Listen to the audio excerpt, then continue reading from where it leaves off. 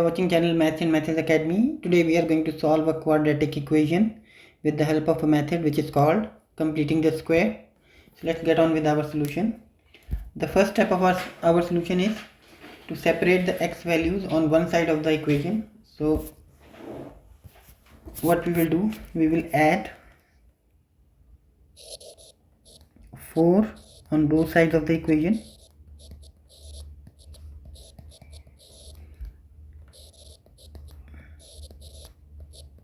So now terms without x and terms with x are separated.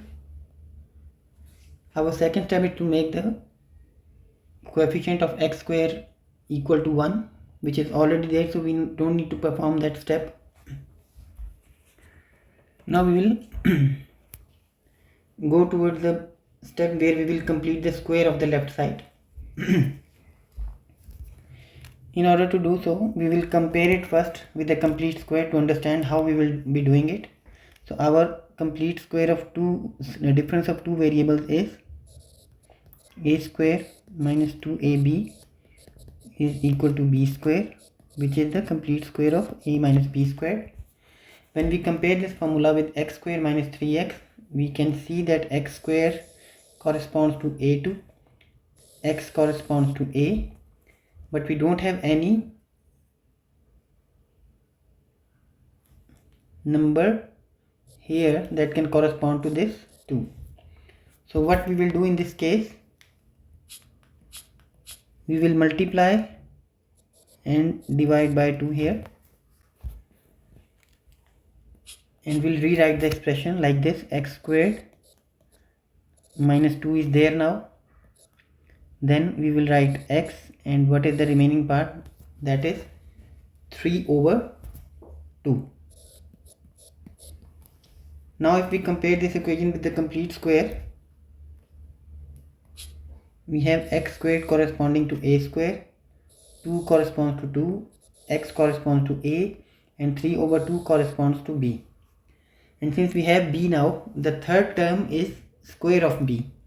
So in order to complete the square on the left side of the equation, we have to add square of 3 over 2.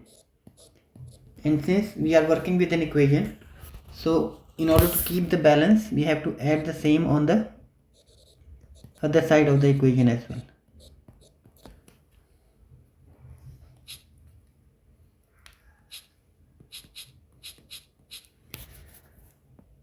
Now we have left side a complete square of x minus 3 over 2, and the right side is 4 plus 9 over 4.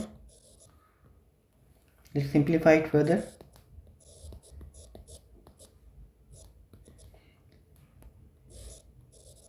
(16 plus 9)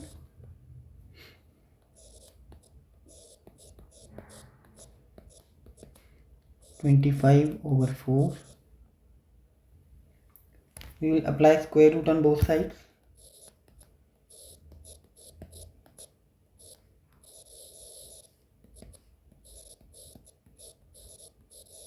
And please don't forget to put plus and minus, because square of minus is plus and square of plus is plus, so both will be giving the same answer.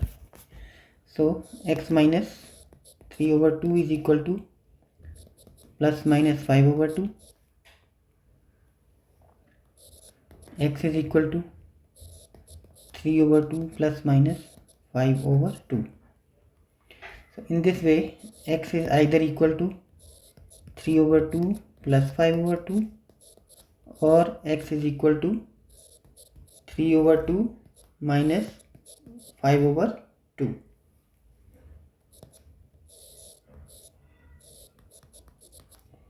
So we will simplify. So x is equal to either 8 over 2, or x is equal to x is equal to minus 2 over 2.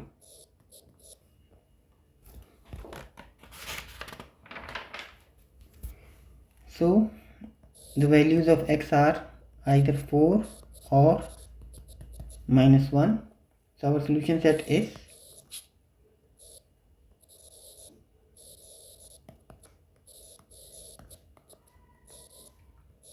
4 and minus 1, which is the final answer of this question.